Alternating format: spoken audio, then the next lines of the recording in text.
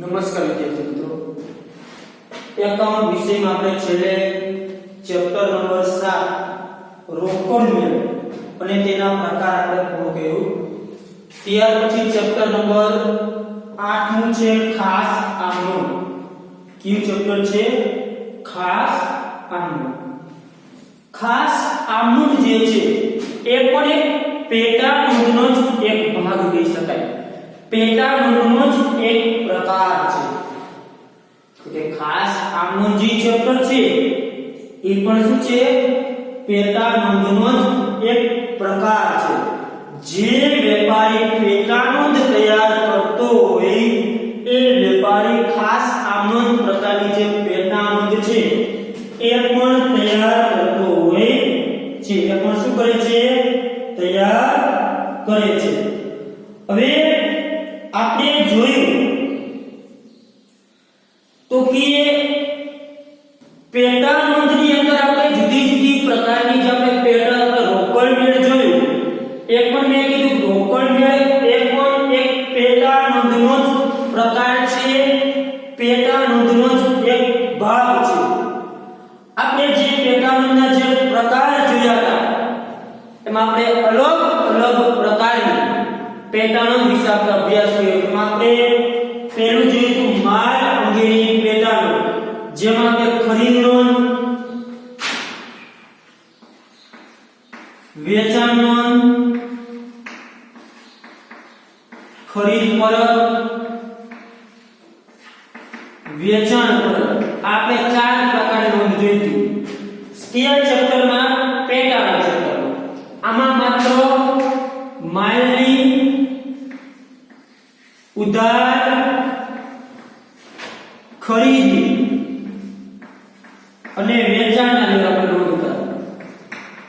જે આપણે અભ્યાસ કર્યો પેટા નોંધ તો આપણે ખરીદ નોંધ, વેચાણ નોંધ, ખરીદ પરત નોંધ અને વેચાણ પરત નોંધ બનાવતો હોય વેપારી એમાં માત્ર કેવા વ્યવહાર ઉધાર, માત્ર કેના? માલ સામાનના. પછી આપણે જોયું રોકડ મેળ. આ આપણે કીધું ભાઈ આ કેનો પ્રકાર છે? આ પેટર્નના પ્રકાર છે. આ પેટર્ન માત્ર કેવા અનુસાર રોકડ વ્યવહાર. પછી રોકડ વ્યવહાર ગમે તે માલનો હોય, મિલકતનો હોય, ખર્ચનો હોય, ઉપજ હોય, ટૂંકમાં જે રોકડ વ્યવહાર છે અહીં થતા એ આપણે રોકડ વ્યવહાર ગણતા. એ આપણે અભ્યાસ કર્યો. તો કે રોકડ વ્યવહારમાં રોકડ વ્યવહાર નોંધાય માલની ઉધાર ખરીદી અને વેચાણ નોંધ, જે ખરીદ નોંધ, વેચાણ નોંધ, ખરીદ પરત નોંધ, વેચાણ પરત નોંધ આમાં નોંધવામાં આવે છે. તો કે ખાસ આમનોંધ એટલે શું?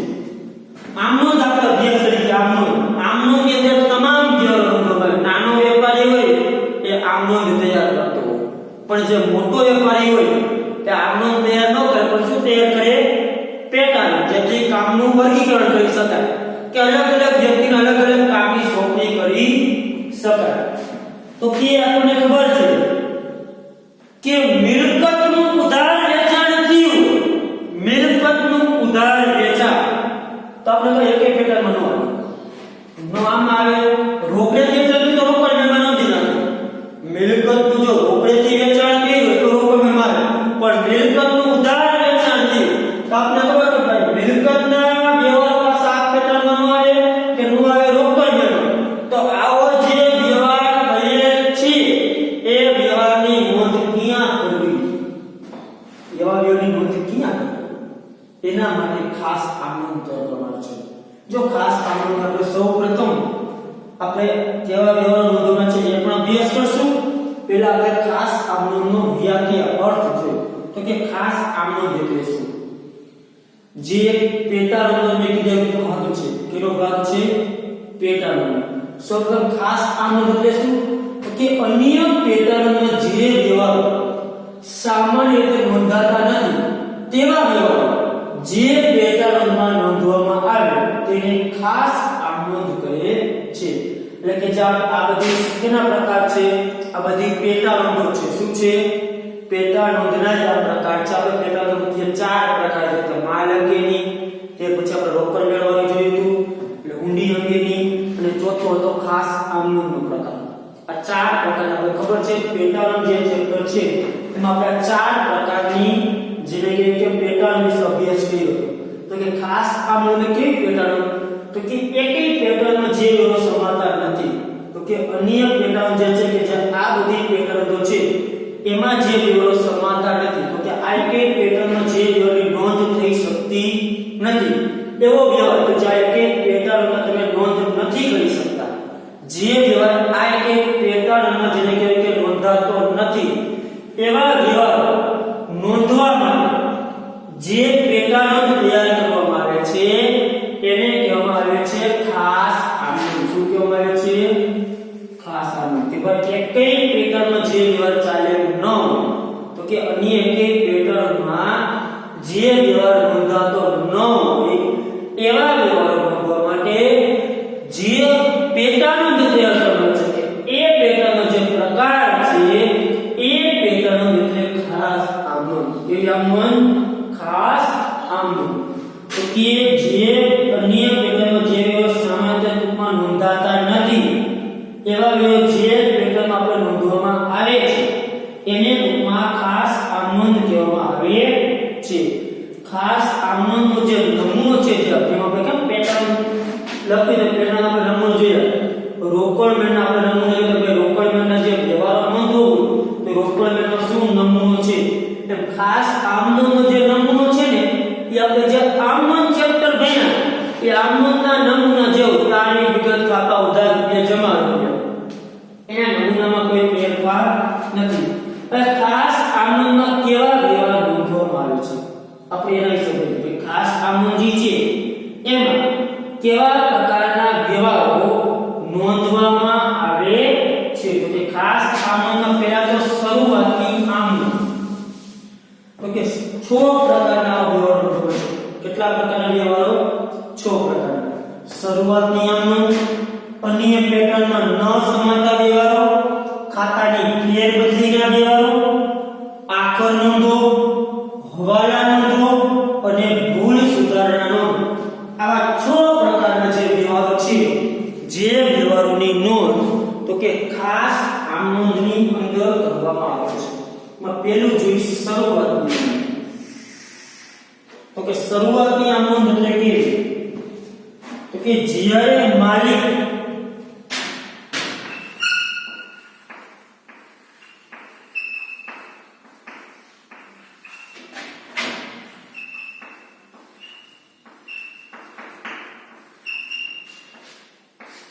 તો કે શરૂઆતની આમનોંધ તો કે શરૂઆતની આમનોંધ કે જ્યારે માલિક પોતાની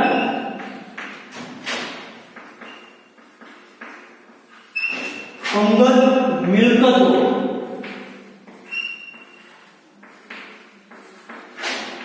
કે દેવા ધંધામાં લાવે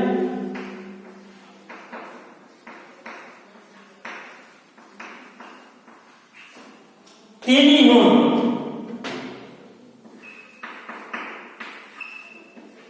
ખાસ આમનોંધમાં કરવાની કેમાં કરવાનું છે ખાસ આમનોંધ ટૂંકમાં કહી શકાય કે જે આપણે શરૂઆતની જે આમનોંધ કરતા મૂડી વાળી કે મૂડી અંગેનો જે વ્યવહાર થાય છે જે આમનોંધમાં મૂડી શબ્દ આવે છે કે મૂડી ખાતે આપણે જમા કરી છે માલિક ધંધાની અંદર કાંઈ પણ મિલકત કે દેવા જે ધંધામાં લાગે છે રોકડા દેવાદાર લેણદાર જમીન મકાન મિલકતો ટૂંકમાં માલિક ધંધાની અંદર જે કઈ વસ્તુ લાગે છે આ જે કઈ લાગે એની જે નોંધ જે આમનોંધ કરવામાં આવે એ ખાસ આમનોંધમાં નોંધ કરવામાં આવે છે પણ જ્યારે આનો માલિક રોકડ કે બેંક જે લાવે છે એની નોંધ થતી નથી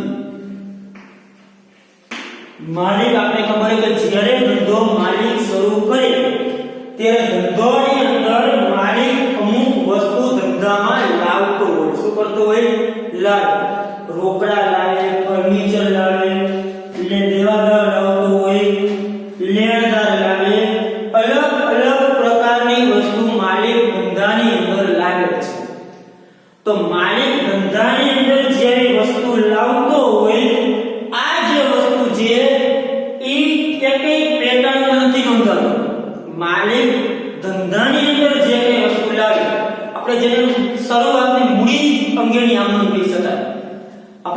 જોતા દેવાદાર ખાતે ઉધાર, મકાન ખાતે ઉધાર કે મૂડી ખાતે જમા.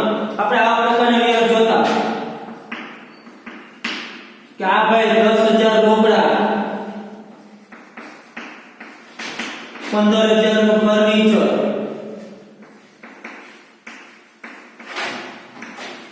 લાવી ધંધો શરૂ કર્યો. તો કે આવો જે વ્યવહાર છે આ વ્યવહાર ખાસ આમનો નિવેદનો છે.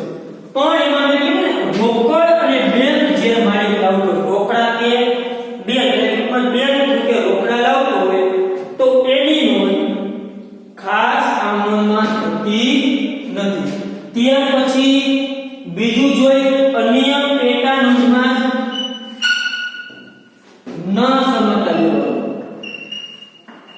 અન્ય પેટા નોંધમાં ન સમાતા વ્યવહાર. એવા કયા વ્યવહાર કે અન્ય પેટા નોંધમાં સમાતા ન. તો કે અન્ય પેટાનો જે ન સમાતો તો કે જેમ કે મિલકતની ઉધાર ખરીદી કે વેચાણ ના બે પ્રકારના છે. એક મિલકતની ઉધાર ખરીદી કે વેચાણ.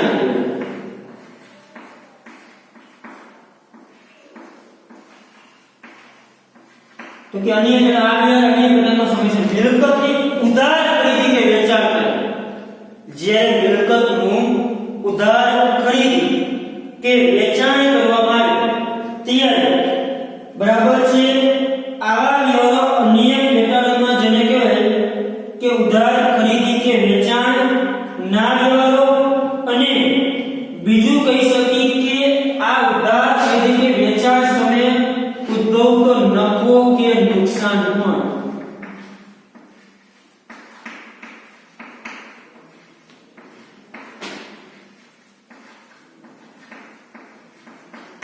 આપણે ધ્યાનમાં રાખવું તો કે મિલકતની ઉધાર ખરીદી અને જે વેચાણના વ્યવહાર છે કે આપણે કે ઉધાર ખરીદી કે વેચાણ કરી મિલકતની.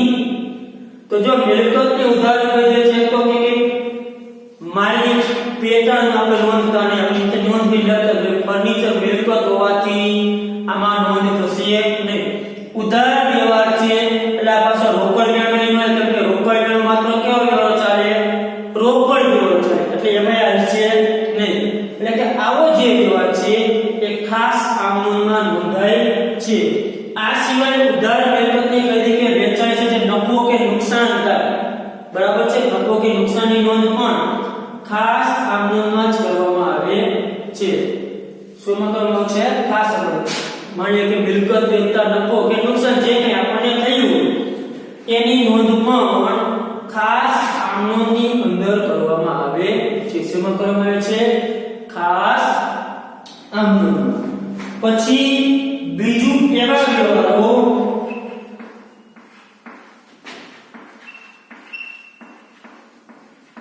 કે જેના માટે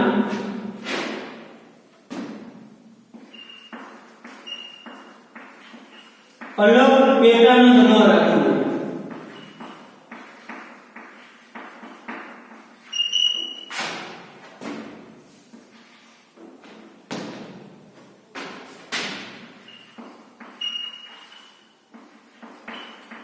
પેલું આપણે શું કીધું મિલકતની ઉધાર ખરીદી વેચાણ. જે મિલકતનું જ્યારે ઉધાર ખરીદ વેચાણ થાય આ જે વ્યવહાર છે એ ખાસ આમનો નોંધે છે. પછી એવા વ્યવહાર જેના માટે તમે અલગ પેટાનો ન રાખે. આ વ્યવહારને કેવા વ્યવહાર થશે ઉદાહરણ તરીકે હુંડીના વ્યવહાર. હુંડી એટલે કે જે લેણી હુંડી દેવી હુંડી આને લગતા વ્યવહાર જેના માટે ઘણી આપણે પેટા અલગ ન રાખે કેમ કે બહુ મર્યાદિત વ્યવહાર થતા હોય તેના માટે મોટી અલગ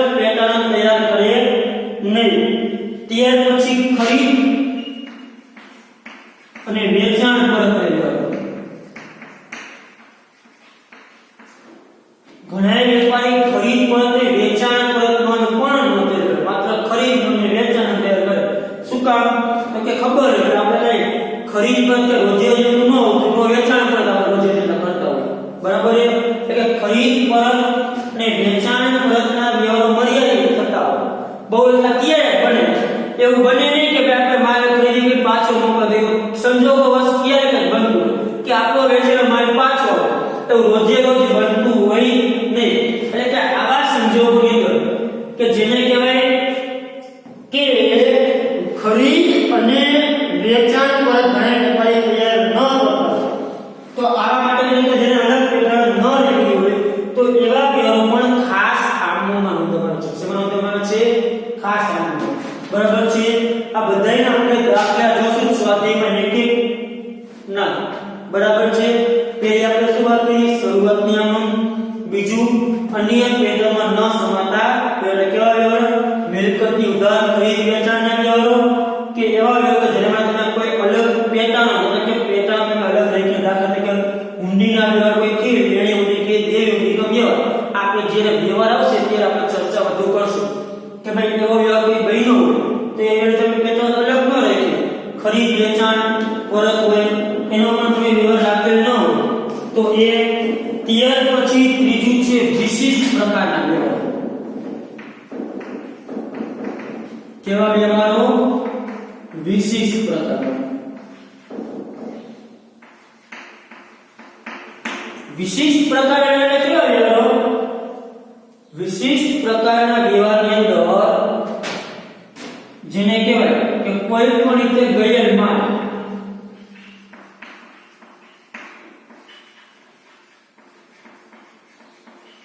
આપણે અભ્યાસ કર્યો ધર્માદાથી ગયેલ માલ, આગથી ગયેલ માલ, બરાબર છે? પછી ચોરીથી ગયેલ માલ, આ તો જે ખરીદ ખાતે જમા હતા એટલે કે કોઈ પણ રીતે ગયેલ માલના વ્યવહાર. ત્યાર પછી કોઈ પણ રીતે થયેલ નુકસાન, ચોરીથી નુકસાન થાય, આગથી નુકસાન થાય તો કોઈ પણ રીતે થયેલ નુકસાનના વ્યવહાર. પછી લેણી હુંડી, વેચાણ સેવા કે તેના વ્યવહારો.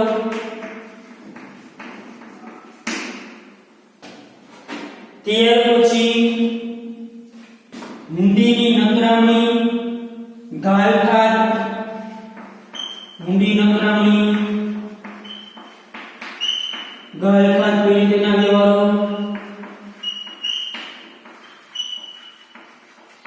તો કે જે વિશિષ્ટ પ્રકારના વ્યવહારો છે જેમાં ખાસ કરીને ગયેલ માલ અને થયેલ નુકસાન આવા જે ચોરીથી નુકસાન થાય, ચોરીથી ગયેલ માલ, વરસાદથી પલળી ગયેલ માલ, વરસાદથી થયેલ નુકસાન, ઊંડી નકરામણી, ઊંડી વેચાણ અંગેના, ગાળખાર અંગેના આવા જે વ્યવહારો છે એ વ્યવહારો જેને કહેવાય કે શેમાં દર્શાવવામાં આવે છે તો કે ખાસ આમનો હજી ઘસારો હોય ઘસારો ટૂંકમાં ખર્ચ જે રોકડમાં બિન રોકડ ખર્ચ જે છે જે નુકસાન કહી શકાય, ખરેખર આપણો ખર્ચ ન કહી શકાય.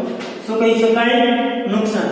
તો આવા જે વ્યવહારો છે આ વ્યવહારો પણ શેમાં દર્શાવવામાં આવે છે તો તે ખાસ આમનોમાં દર્શાવવામાં છે. એટલે કે આ જે વ્યવહાર છે અનિયમ પેટર્નમાં સમાતા નથી. કેવા પ્રકારના થયા? 3 પ્રકારના વ્યવહારો થયા. આની તમને પીડીએફ ફાઇલ મોકલી દઈશ, બરાબર છે, જેમાં તમે વ્યવસ્થિત રીતે સમજી શકશો, સરળતાથી તમને એની માહિતી મળી શકશે. બરાબર છે? આ તો આપણે જે અત્યારે છે એ મુજબ આપણે તમને સમજાવી દઈશું. ત્યાર પછી છે ખાતાની ફેરબદલીના વ્યવહાર. કેવા વ્યવહાર?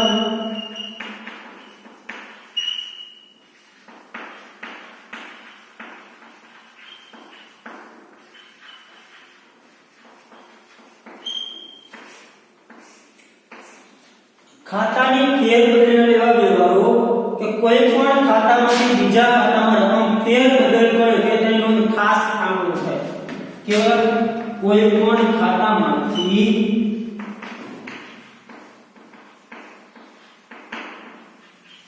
બીજા ખાતામાં રકમ ફેરબદલ કરે કે તેની નોંધ ખાસ આમનો થાય.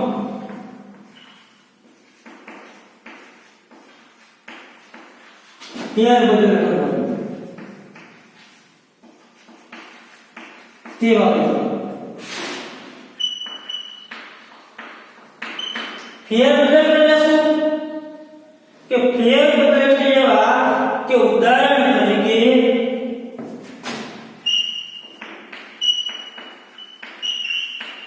માધવીને ચૂકવવાના હેતલે કબૂલિયત વેચાણ છે જેવું થશે કે ભાઈ ખાતાની ફેરબદલી લેવાનો. કેવા લેવાનો? ખાતાની ફેરબદલી. ઉપાડ ખાતું બંધ કરી મૂડી ખાતે લઈ ગયા.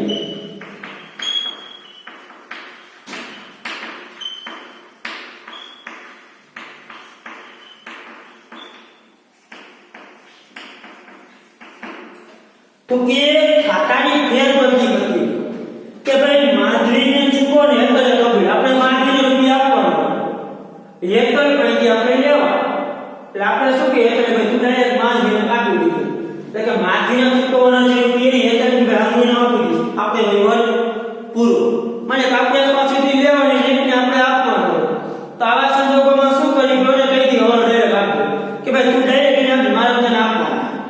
તું સીધા ને આપી દે, તારે આવી ગયો અને મારે એને ચૂકવાઈ દે. તો આવા વ્યવહાર. ત્યાર પછી કોઈ ખાતું ફેરબદલ કરે, ઉપાડ ખાતું બંધ કરી મૂડી ખાતે લઈ જવું હોય. આપણે વાર્ષિક હિસાબ જ્યારે ભણશું તે તમને વધારે ખબર પડશે કે ઉપાડ ખાતું બંધ કરી જેને કહેવાય કે આ ખાતું બંધ કરી મૂડી ખાતે લઈ જવાનું. કે કોઈ પણ ખાતું બંધ કરી જે તે ખાતું બંધ થાય તો જે તે ખાતે લઈ જવાનું, ફેરબદલ કરવાનું ખાતું. તો ભાઈ ઈ ખાતાની રકમ છે એ ઓલા ખાતે લઈ જવાનું. તો આ ખાતાને શું કહેવાય? ફેરબદલી. તો આવા વ્યવહારો પણ જે કાંઈ હોય એ વ્યવહારમાં સમાન હોય છે, ખાસ આમ નંબર. એટલે આપણે કેટલા પ્રકાર જોઈએ? 3 પ્રકાર સભ્ય છે. શરૂઆતની, અન્ય પ્રકારમાં ન સમાંતર વ્યવહારો અને ખાતાની ફેરબદલી. ખાતાની ફેરબદલી કેવી થાય? આ રીતે. બરાબર. કોઈના કોઈ કબૂલિયત ત્યારે અથવા કોઈ ખાતું બંધ કરી અન્ય ખાતે રકમ ફેરબદલ કરવામાં આવતી હોય. અમુક કેમ વેપાર ઉઠી ગયા એના રૂપિયા ફેરબદલ કરી નાખતા હોય. ત્યાર પછી છે આખર નંબર.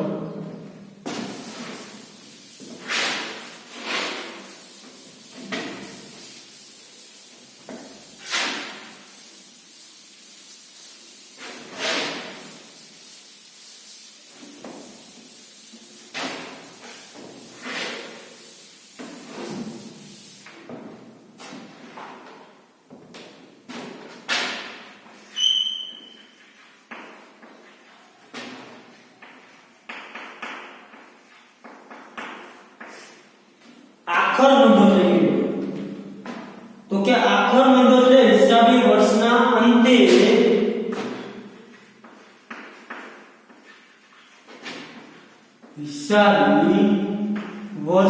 અંતે ખાતા બંધ કરવાનું.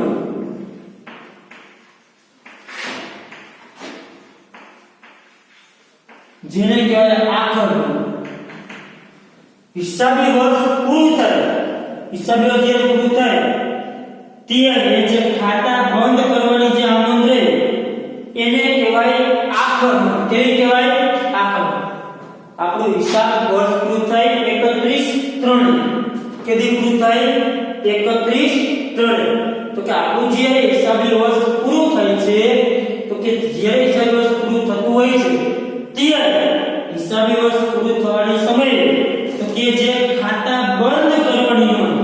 બરાબર છે. શું કરવું? ખાતા બંધ કરવો પડે. દરેક જે ખાતું છે એ બંધ કરે જે નોંધ છે એટલે કે આખર નોંધો.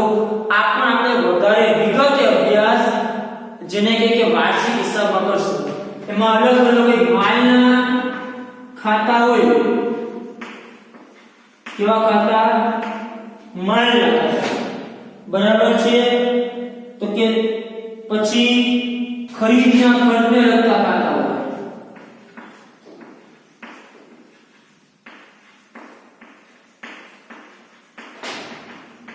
પછી ઉપજ ખર્ચના ખાતા હોય. આ દરેક ખાતા અલગ અલગ રીતે હોય. આ જે ખાતું છે નફા નુકસાન ખાતે બંધ કરવું પડે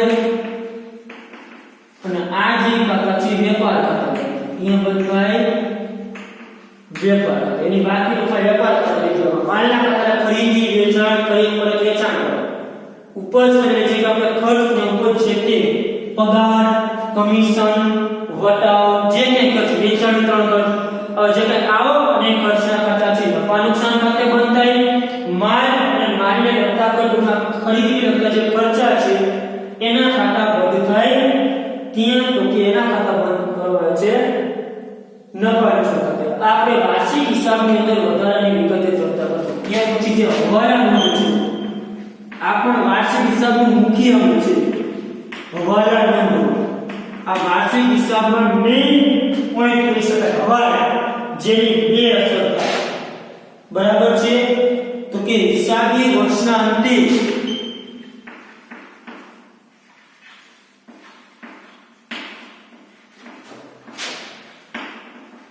હિસાબી વર્ષના અંતે તો કે ધંધાકીય એકમનું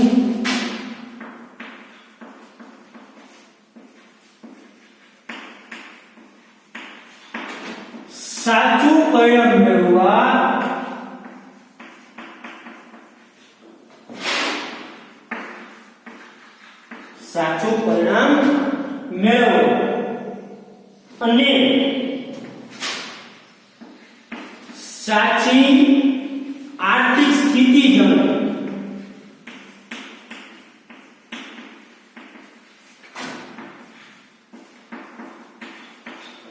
સાચી આર્થિક સ્થિતિ જાણવા માટે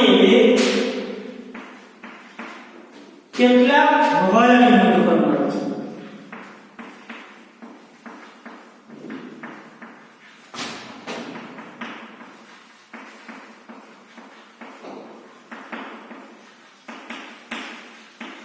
ધંધો કે કરીને તમે બેઠા હો, શેના માટે તમે ધંધો ચલાવતા હોય?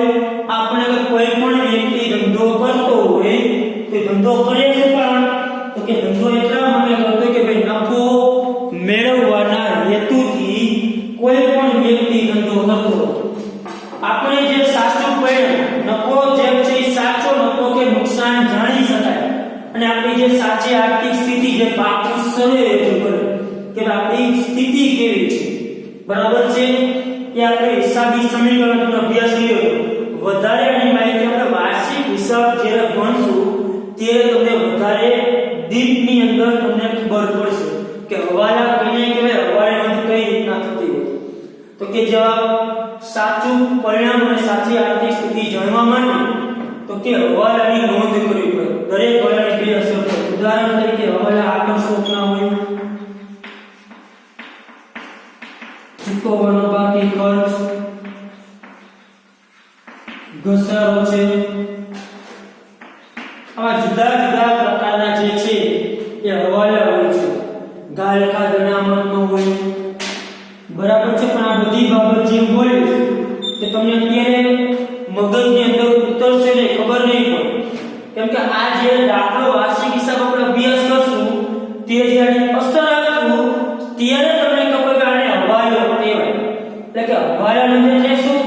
તો કે જે કાંઈ ધંધાકીય એકમ છે તેમાં સાચો નફો નુકસાન કે આર્થિક સ્થિતિ જાણવા માટે અમુક એવા જે વ્યવહાર હોય છે એની તમારે હવાલાની નોંધ કરવી પડે છે. તો આ જે હવાલા એટલે જે હવાલા જે તમે નાખતા હો એની જે આમનોંધ થતી હોય છે હવાલા એ હવાલાની આમનોંધ ખાસ આમનોંધમાં દર્શાવવી પડતી છે. જે બીજે કે આમનોંધમાં સમાતી નથી. એટલે કે આની જે આમનોંધ તૈયાર થાય એની આમનોંધ ક્યાં કરવી પડે છે? ખાસ આમનોંધમાં આ પ્રકારના વ્યવહારની પ્રક્રિયા આમનોંધ થતી હોય છે. જેમાં ખાસ આમનોંધ. વધારે આની વિગતે ચર્ચા વાર્ષિક સમજોશું ત્યાર પછી ભૂલ સુધારણા.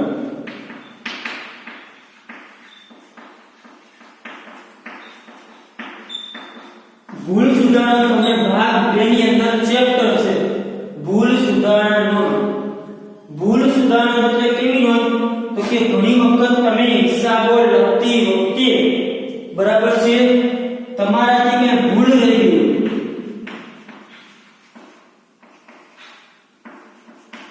શું રહી ગઈ હોય? ભૂલો નાના રૂપે થઈ ગઈ. એ સુધારવા માટે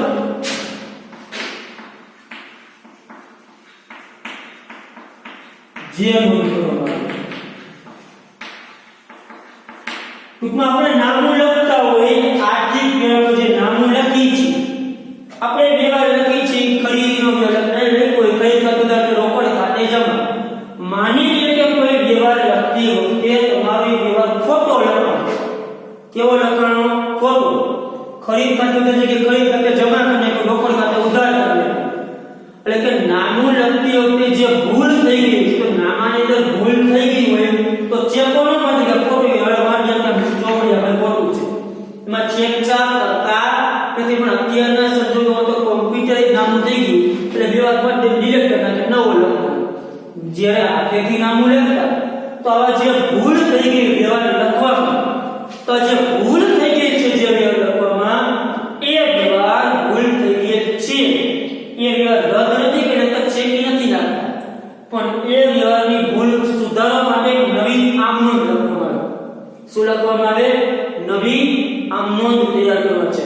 આ જે નવી આમનોંધ તૈયાર કરવા ભૂલ સુધારવા માટે જેને કહેવાય ભૂલ સુધારણા નોંધ. શું કહેવાય છે? ભૂલ સુધારણા નોંધ. બરાબર છે.